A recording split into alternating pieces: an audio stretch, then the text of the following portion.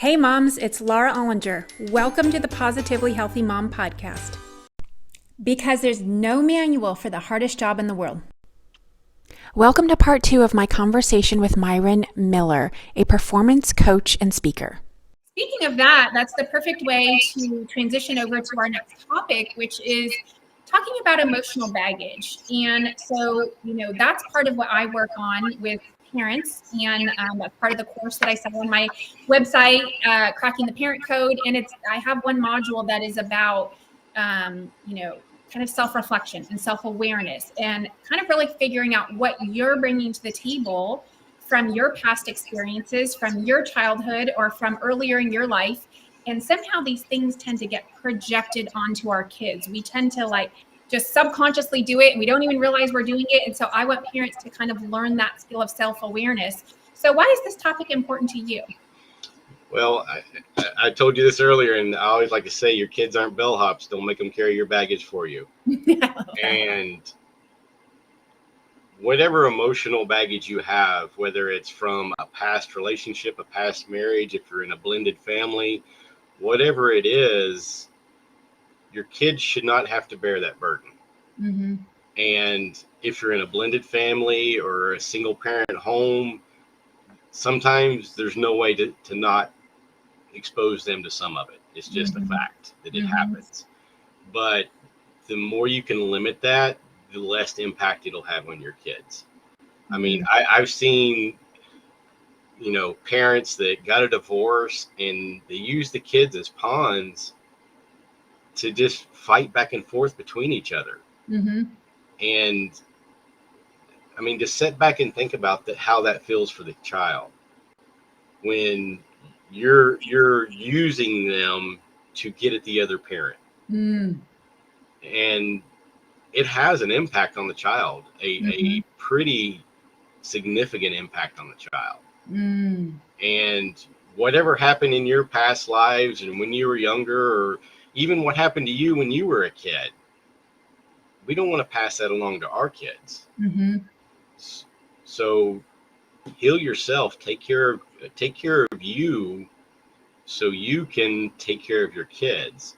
Because the last thing you want to do is just take that, generational baggage that's been going on for generations and generations and just continue the process. Why not stop it now? It's nothing that the kid asks for. Why give it to them? If you're in a blended family and there's conflict, the kids don't need to be a part of it. They don't even need to know about it. I mean, they may overhear, they may sense it. They don't need to be a part of it. They don't need to be involved. Or if you're a divorced couple and you're sharing custody of the kids, as far as the kids go, when you're all interacting and the kids are around, it shouldn't be any different than when you were married. Because you're both still mom and dad. That doesn't change for the kid. The fact that you're no longer together doesn't affect the fact that you're still mom and dad. Right. It doesn't matter who's right, who's wrong. It doesn't matter what one person did or what one person didn't do. None of that is the kid's fault. None of that has anything to do with you being a father or you being a mother to the child. And bringing them into that dynamic at such a young age, or even teenagers bringing them, almost worse at teenagers bringing them in, because it's scientifically proven. If there's conflict like that, the kids are going to think it's something that they did. Right. 9 times out of the 10, the kids are going to, in some way, shape, or form, think they had some impact on what's going on. And it's something that they did or didn't do, or maybe they could have done this better, or they could have done this better, or changed that, or whatever. Why do you want to put that stress on your kids? With all the other influences and things they have to worry about in the world we live in now, why add another layer of that right at home? So I'm so glad you brought this up. I think this is such an important topic, and I've seen a lot of exactly what you're describing as truly sad and hard to watch. And I've also seen the fact that parents do struggle with this topic. It is hard for them because there are times when whatever it is they're going through, whether it's any of the scenarios you mentioned, just the generational trauma, whether they're still married, whether they're not married, or it somehow just leaks to the kids. And I would love your ideas or thoughts about how to support this parent to, I can't think of a better way to say it other than to just grow up, right? And just say, hey, like, how do you support this parent and say, hey, you're damaging your kid, because sometimes there's so much pain or anger or resentment in that kind of divorce scenario that it's hard for that parent to have that self-control and just say, okay, I got to zip my lips. This isn't serving my kids. This is my anger. This is my thing. This is my problem. How can you support parents who are really in that kind of yucky feeling? I think the best way to do that is remind them who they are. Okay, husband and wife, whichever one you're talking to, it didn't work out. That's fine. That's okay. But you're still mom.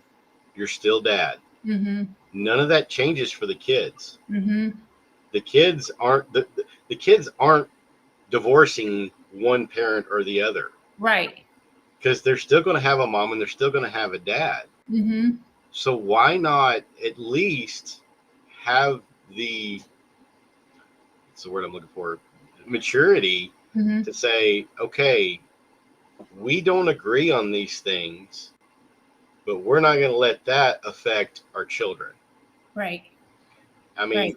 My wife and I, we're a blended family. Mm-hmm. She had daughters when we got married. I had a daughter when we got married. We had one together. Mm-hmm. And anytime I need to speak with my daughter's mom, we get along good now. There was times that it was rough and whatever. Mm-hmm. We never did it in front of her. Mm. We would go outside and have a conversation. We would, have a phone conversation away from her. She was never part of it, never interacted with it, never was involved in that. Mm-hmm. Regardless of how we felt towards each other, good, bad, or indifferent, mm-hmm. She's still the mom. I'm still the dad. Mm-hmm. I'm still going to respect her as the child's mother. She respects me as the child's father. Mm-hmm. And you have a conversation and say, okay, we don't get along anymore, but we are mom and dad to this child. Mm-hmm. So how are we going to do this? Mm-hmm. How are we going to handle things? How are we going to do this? Go ahead and make those decisions up front. Mm-hmm.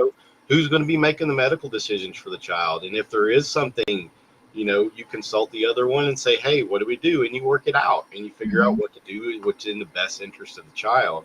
Mm-hmm. And like you said, the hard truth is grow up. Right. Because the child didn't ask for it. Mm-hmm. Your mom, your dad, act like it. Yeah. Treat your child like your mom and dad. What mom and dad do outside of the child should not affect the child whatsoever. And I know that's really hard to do, especially, early on in the separation or different things like that. The emotions and feelings and all that are just there and it's raw and everything. Mm-hmm. But sometimes you got to put yourself aside and think about the kid and what's best for them first. Mm-hmm. Mm-hmm. So, I am divorced and I, am in a large network a support network of divorced moms in my area. And what I hear so much of is, unfortunately, obviously kind of negative about the dad, since I'm, friends with the moms. And it's hard because we don't have control over what the other parent does, right? So you and I can agree, both parents should be, mature and, put the child first and all this stuff. But a lot of times it's very frustrating for the one single parent because we don't have control over. And so what I realized, and I have a good friend who's a therapist, and she said, you know what? All you can do is keep your side of the street clean. You cannot control what your neighbor's doing, but you can control yourself. And so that's been kind of a saving grace that I've shared that word of wisdom to, my network and said, just do your part, do your best. Because as long as a child has one great, supportive, healthy, positive parent, who's not trying to tear the other parent down or not trying to, trash talk them behind their back, at least they've got one. It doesn't need to be two of you, because a lot of times that's out of our control, but at least you can take care of yourself. What are your thoughts about that? My thoughts on that, it always takes two people for any situation to happen. If there's going to be negativity, if there's going to be, arguments and fighting back and forth and all of that kind of stuff, it takes two people for that to happen. If one person's doing it by themselves, it kind of loses its energy. Right. If one person is constantly trying to sabotage and do things and twist things, and the other person's like, I don't see it that way, I'm sorry, you do. Yeah. End of conversation. The kid doesn't see any bad interactions. The kid doesn't hear anything or whatever, or at least it minimizes what it is. And it just deflates the situation. It takes the energy out of it. Yeah. A Now, lot of times. Can you go back and revisit it later when the kid's not present and actually hash it out?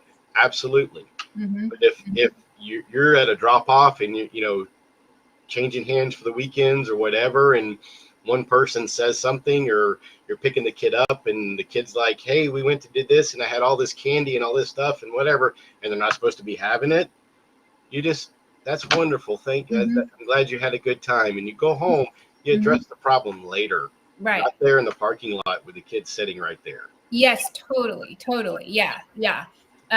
Exactly. It's like kind of like tug of rope. You can't play tug of rope by yourself. Exactly. It's just impossible. So that's so true. And so, those moms, though, a lot of the interactions that they have described are more not in front of the kid. It's more just trying to deal with the other adult. And the other adult just refuses to be amicable, and they're, sabotaging and doing all this kind of nasty stuff. And so it is hard. Those moms do need support, because it's like they've done everything they can to be great for the kid. They don't fight in front of the kids, but somehow that other parent is still kind of a toxic and, and part of the equation, unfortunately. And that's, a lot of moms are in that position where they just do need that support, because they're like, I've done everything I can do. I don't know how else I can just continue to co-parent with someone who's, sabotaging everything. Yeah. And I don't think, if you're talking about divorce in those situations, I don't think there's enough emphasis and enough thought put into a parenting plan. And just having a document you both agree on, that you're both held accountable to. And even if you do have one and you did it when the kids were 3 and now they're 15, the needs are different. You need to go back and revisit the parenting plan and look at it and say, okay, we have a teenager now. What do we need to change in our parenting plan to accommodate this? Whether it's, hey, they're in sports and there's these fees and this has this equipment and these things we have to buy. Just because it's written in a document doesn't mean you can't go back and revisit it and change it and address those changes. Yeah. You always hate to use legal means to get to anything, but sometimes that's just what you have to do. And as long as you said, you're keeping your side of the street clean, then, at least you have an avenue to handle those situations in extreme measures when they're getting out of control. Totally. I think that is wonderful advice and very practical. So anyway, I think that brings us to the end of our conversation. So going forward, Myron, how can people find you? I am on Facebook and Instagram under Miller Minded. You can look me up, find me there. My website and everything should be launching hopefully here in the next 30 days. It'll be millerminded.com. Next year, kind of in the future forecasting here, but I am going to be actually released. I'm in the process of writing a book right now, just on how to transition from being a student to, career-minded adult and stuff like that. So that's coming up, and some courses and everything. So a lot of exciting things coming up in the next year. That is amazing. Well, congratulations on your upcoming book. And I think that's an awesome topic. I think that will be, serve so many people. And could you say your website one more time? I'm not sure I quite heard that. It's millerminded.com. Millerminded.com. Okay. So it's coming soon. So how exciting. Well, Myron, thank you so much for today. I really appreciate you taking the time. I think we covered some great topics that were just so applicable in real life for all parents, mostly moms who are just dealing with, teenagers, young adults. And I love the other topic that we came up with, just the emotional part. And, any type of family can really benefit from that information and just letting your kind of past go and just trying to be the best parent you can be for your teenager. So thank you again. Thank you for having me. I enjoyed it. Thank you for listening to the Positively Healthy Mom podcast, because there's no manual for the hardest job in the world. Don't forget to subscribe and share with your friends.